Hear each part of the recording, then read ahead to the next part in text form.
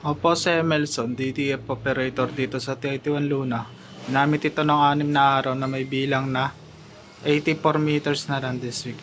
Ito naman po ang aking treated head area, ang damper, ang capping na may 90% good condition pa, head clean,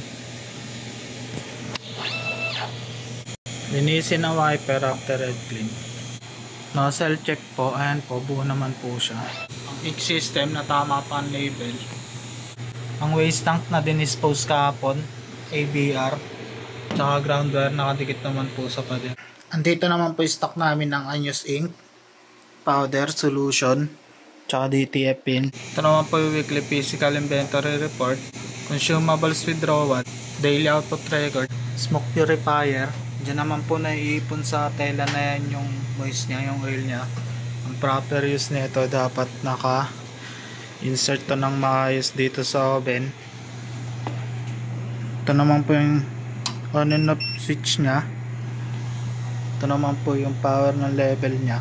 Level 2 lang, okay na po yan. Ito naman po yung filter niya na black. Ito naman po yung white, halos kapapalit lang. Ang filter inventory ko nito ay good pa for 1 month.